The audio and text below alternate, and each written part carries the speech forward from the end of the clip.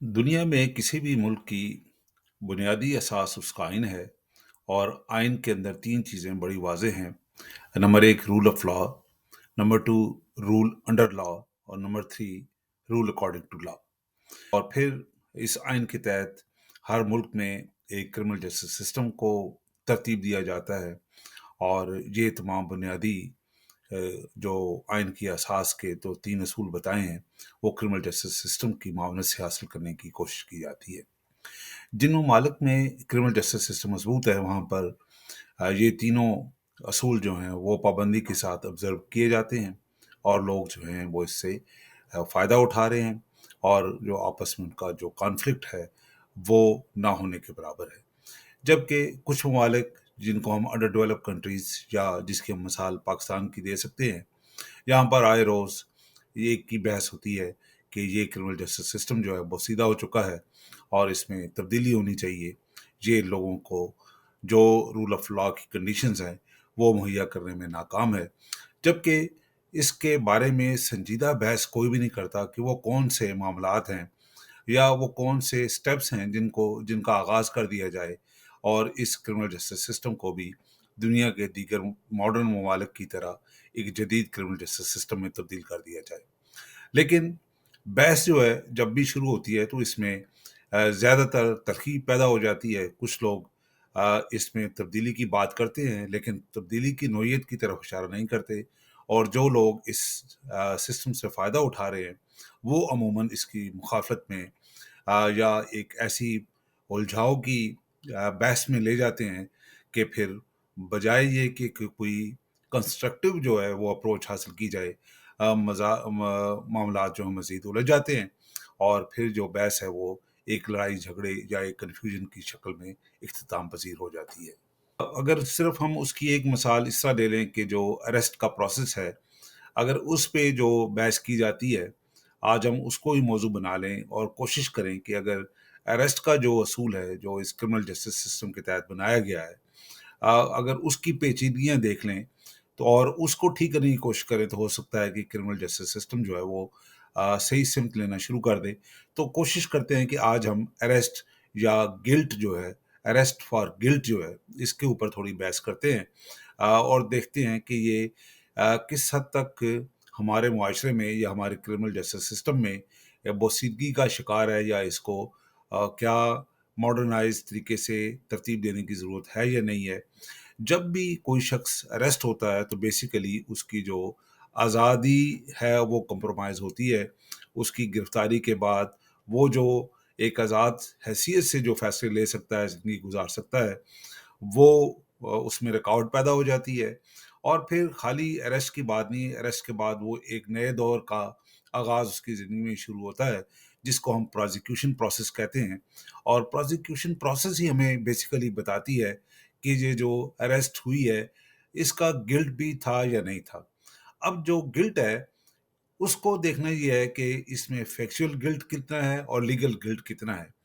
और आम तौर पर हमने देखा ये है कि जो फैक्चुअल गिल्ट है और जो लीगल गिल्ट है, इसमें ज़मीन आसमान का फ़र्क होता है, और इन दोनों का आपस में कोई भी करीबी तल्लुक नहीं होता।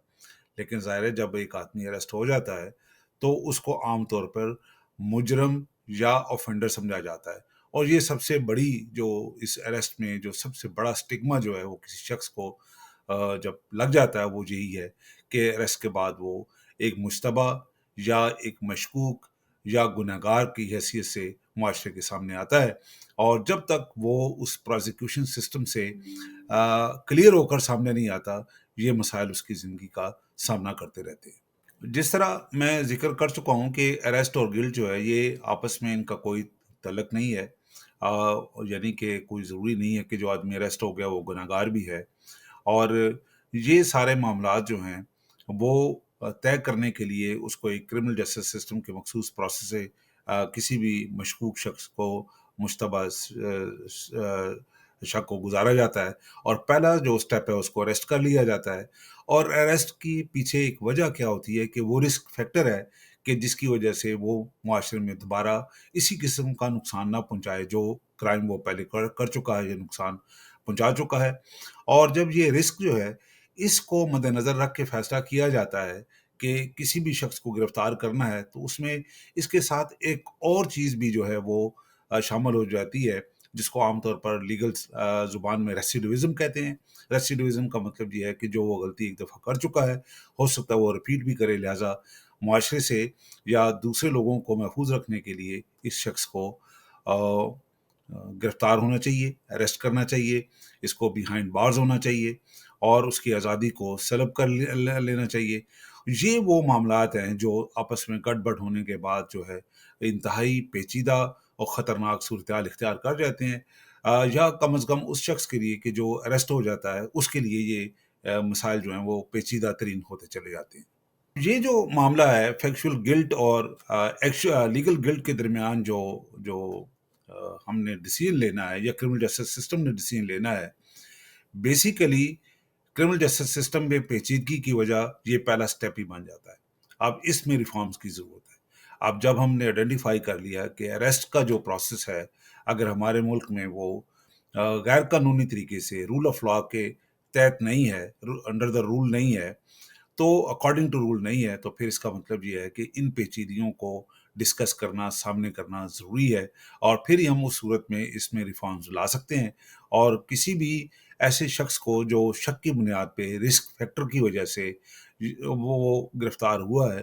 اس کو ریلیف دیا جا سکتا ہے، یا آئندہ اس قسم کی گرفتاری کو صرف شک کی بنیاد پہ جو گرفتاری ہوتی ہے اس کو کیسے روکا جا سکتا ہے۔ جب ہم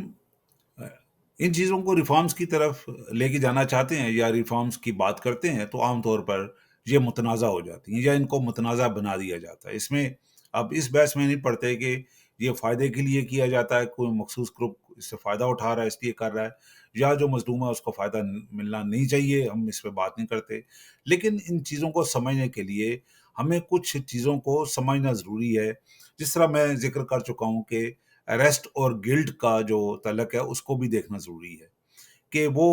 جو اریسٹ ہم کسی شک کی بنیاد پہ جو کر رہے ہیں یا کسی گناہ کی بنیاد پہ کر رہے ہیں، اس کی پہچان کا بھی کوئی طریقہ کار ہمیں ضرور تلاش کرنا ہوگا۔ اس کے علاوہ پھر ہمیں جو پروزیکیوشن پروسیس ہے اس کو بھی ڈیٹیل میں دیکھنا ہوگا یا عام فہم الفاظ میں کھنگالنا ہوگا کہ یہ اس میں کون سی پیچیدگیاں آ جائیں گی یا کون سی پیچیدگیاں جن کو ہم نے دور کرنا ہے۔ اس پروزیکیوشن سسٹم کو جب ہم انالائز کریں گے تو پھر ہمیں ڈیفینس سسٹم کو بھی جو ڈیفینس پروزیکیوشن سسٹم ہے اس کو بھی دیکھنے کی ضرورت ہے، اور ساتھ میں سب سے اہم جو بات ہے جو پولیسنگ کلچر ہے یا جو پولیس کا جو قانون ہے یا جو پولیس رولز ہیں ان کو بھی دیکھنا ہمارے لیے انتہائی ضروری ہو جائے گا۔ اور یہ وہ چند معاملات ہیں جن کو دیکھے بغیر ہم اریسٹ یا گلٹ یا فیکچول گلٹ اور لیگل گلٹ کے درمیان جو ہے ہمیں تمیز کرنا مشکل ہو جائے گی، اور ظاہر ہے کہ پھر اس کے لیے ہمیں ریلیف ڈھونڈنا یا اس میں امینڈمنٹس کرنا بھی ہمارے لیے مشکل ہو جائیں گی۔ عام طور پر جب بھی کوئی اریسٹ ہوتا ہے تو اس کے بعد جو جس طرح پہلے میں نے ذکر کیا کہ اس کے ساتھ ایک اور پروسیس جو ہے پروزیکیوشن کا شروع ہو جاتا ہے، اور کچھ لوگ اس پروزیکیوشن سسٹم میں چلے جاتے ہیں، کچھ لوگوں کی اریسٹ جو ہے پروزیکیوشن سے پہلے ہی ختم ہو جاتی ہے، لیکن سٹگما بہرحال رہتا ہے۔ لیکن ہم آگے چلتے ہیں کہ جو اریسٹ ہوئی ہے اس کے بعد پروزیکیوشن شروع ہوئی ہے، تو پروزیکیوشن بھی ایک لمبے عرصے کے لیے چلتی ہے، اور اس پروزیکیوشن کے بعد یا کنوکشن ہوتی ہے یا پھر وہ بے گناہ ثابت ہوتا ہے۔ تو یہ جو معاملات ہیں کہ جب کچھ لوگوں کو بغیر پروزیکیوشن کے ہی چھوڑ دیا جاتا ہے اور کچھ لوگوں کو پروزیکیوشن کے بعد کنوکٹ کر دیا جاتا ہے، اور یہ جو معاملات ہیں ان کو بھی دیکھنا بڑا ضروری ہے۔ تو بظاہر تو ہمیں لگتا ہے کہ جب بھی کوئی اریسٹ ہوتی ہے تو اس کا جو تعلق ہے کسی نہ کسی کمیشن آف کرائم سے ہوتا ہے، اور جب وہ بغیر پروزیکیوشن کے اریسٹ ختم ہو جاتی ہے تو اس کا مطلب یہ بھی نکالا جا سکتا ہے کہ کسی بھی اریسٹ کے لیے لیگل گلٹ کا ہونا ضروری نہیں ہے۔ تو یہ جو معاملات ہیں کہ جب آپ بغیر کسی گلٹ کے کسی کو اریسٹ کر لیتے ہیں تو کیا یہ اریسٹ ضروری ہے؟ کیا جب کسی کو کسی گلٹ کے ساتھ جوڑ دیا جاتا ہے تو اس کی پروزیکیوشن جو ہے وہ کس انداز میں ہو رہی ہے اور کتنا عرصہ ہو رہی ہے، اور جب وہ پروزیکیوشن کے بعد بھی اگر وہ گلٹ ثابت نہیں ہوتی تو وہ جو بے گناہی ہے اس کو مد نظر رکھتے ہوئے جو اریسٹ کا پیریڈ ہے اس کو کس نظر سے دیکھنا چاہیے، اور وہ جو اگین میں کہتا ہوں کہ جو سٹگما جو ہے اس شخص کے ساتھ جو لگ گیا ہے اریسٹ کا، وہ کیسے دہایا جا سکتا ہے یا اس کو مٹایا جا سکتا ہے۔ اریسٹ عام طور پر ایک مفروضے پہ اریسٹ کا معیار ایک مفروضے پر مبنی ہے. جب یہ طے کر لیا جاتا ہے کہ کوئی آدمی گناہ گار ہے یا کوئی کمیشن آف کرائم میں انوالو ہے تو اس کو اریسٹ کر لیا جاتا ہے، اور پھر اس کو ایک پروسیکیوشن سسٹم سے گزار کر اس کی آزادی کو سلب کر کے، چاہے وہ مذہبی نوعیت کا کرائم ہے، چاہے وہ پولیٹیکل کرائم ہے یا فائنینشیل کرائم ہے، اور جتنا عرصہ وہ اریسٹ رہتا ہے تو اس کا مطلب یہ ہے کہ وہ ایک مفروضے کی بنیاد پر مجرم قرار دے دیا گیا ہے. آ، ظاہر ہے پروزیکیوشن کے بعد فیصلہ اس کے حق میں بھی آ سکتا ہے، اور اگر اس کے حق میں نہیں بھی آتا تو وہ اریسٹ کے وقت ہی مجرم قرار دے دیا گیا ہے. تو ایسی صورتحال میں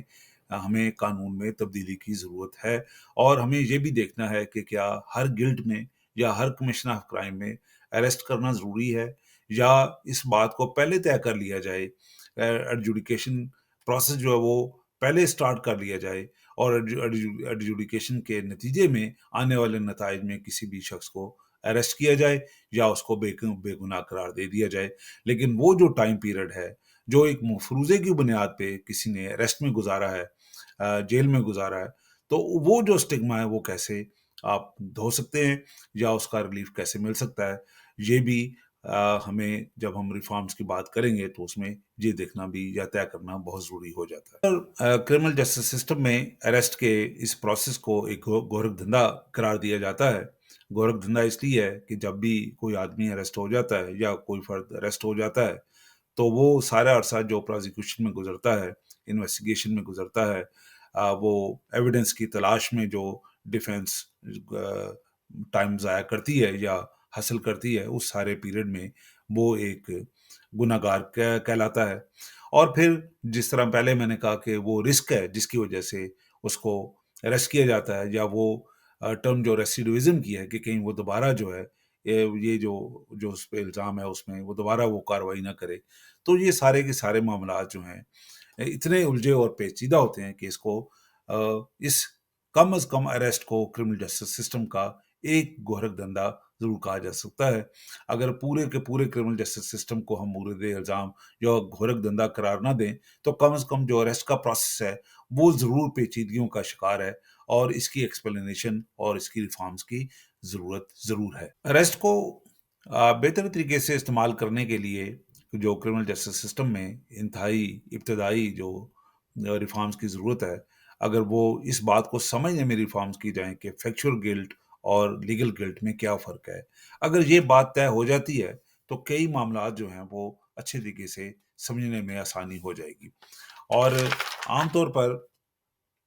لیگل گلٹ جو ہے وہ ہم اس طرح بیان کرتے ہیں کہ یہ ایک انتہائی محتاط پروسیس یا ایک پروزیکیوشن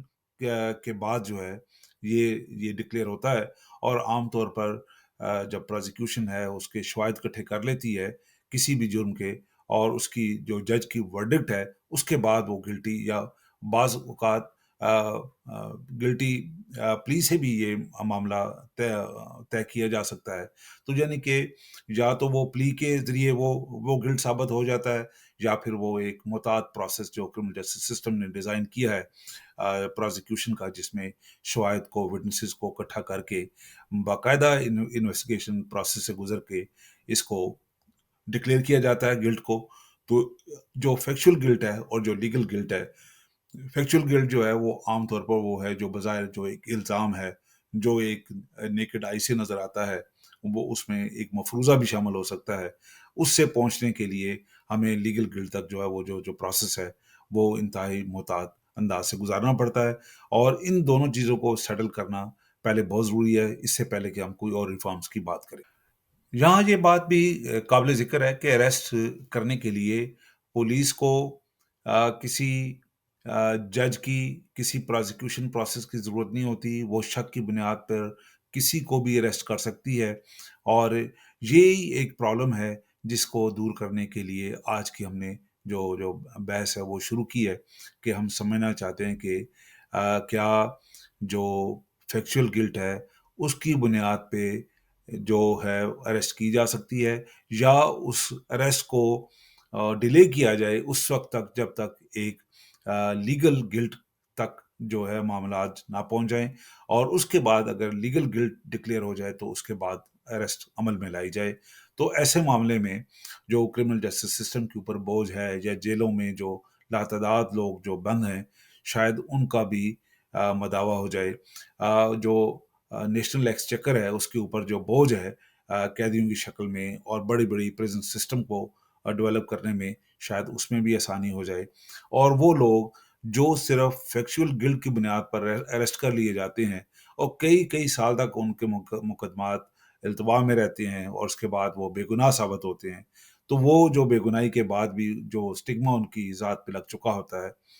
वो मौजूद रहता है। किसी को उसके बेगुनाह होने पे इतनी दिलचस्पी नहीं है, लेकिन जितना उसको गिल्टी करार देने में प्रोपेगेंडा किया जाता है, या उसको उस खबर को उछाला जाता है, या एक गैर मारूफ शख्स की शक्ल में उसकी फैमिली, उसके दोस्तों को, उसकी सोसाइटी में जो उसके लिए मसाइल खड़े होते हैं, उसका मदावा कभी भी नहीं हो सकता। तो ये जो मामलात हैं कि क्या हमें फैक्चुअल गिल्ट पे अरेस्ट कर लेनी चाहिए, या लीगल गिल्ट का इंतज़ार करना चाहिए? अगर हम सिर्फ़ इस एक रिफ़ॉर्म को भी हासिल कर लें, तो हमें बड़ी इस सिलसिले में कामयाबी हो सकती है। लेकिन ज़ाहिर है कि फिर जिस तरह पहले मैंने ज़िक्र किया है कि इस मामले में भी तनकीद शुरू हो जाती है, तो इसको समझने के लिए जो पुलिसिंग का सिस्टम है, जो प्रोसिक्यूशन सिस्टम है, इसको समझने के लिए इसमें मौजूद रुकावटों को दूर करते हुए ही हम लीगल गिल्ट को एक मयार बना सकते हैं, कि जो ताकि हम किसी को अरेस्ट करने से पहले क्या फ़ैसले लेते हैं, और क्रिमिनल जस्टिस सिस्टम को की पेचीदगियों को किस तरह कम करते हैं। तो लीगल गिल्ट और फैक्चुअल गिल्ट को समझते हुए हमें क्रिमिनल जस्टिस सिस्टम में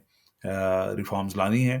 हमें लोगों को रिलीफ़ देना है। अगर हमने अपने नेशनल एक्सचेकर का जो बजट है, जो क्रिमिनल जस्टिस सिस्टम है, उसको रिड्यूस करना है, प्रिज़न पॉपुलेशन को कंट्रोल करना है, और जो मुल्क के पाकिस्तान के शहरी हैं, उन सबको हमने रिस्पेक्ट देनी है। और वो जो क्रिमिनल जस्टिस सिस्टम का एक असूल है कि इनोसेंट टिल प्रूवन गिल्टी, तो उसकी हद तक हमें जो है अगर रहना है, तो हमें वो सारे मामलात, जब हम पुलिस को बेतहाशा हमने इख्तियार दे दिए हैं कि वो शक की बुनियाद पे किसी भी शहरी को गिरफ्तार कर ले। मैं मुअज़्ज़ज़ शहरी की बात नहीं करता, हर शहरी ही मुअज़्ज़ज़ होता है, और हर शहरी का ये राइट है कि अगर वो बेगुनाह है, तो उसको उसकी मदद होनी चाहिए। ये नहीं कि शक और शुबे की बुनियाद पे उसको धर लिया जाए, और उसको एक कड़े क्रिमिनल जस्टिस सिस्टम या एक कड़े प्रोसिक्यूशन सिस्टम, पुलिसिंग सिस्टम से गुज़ारा जाए।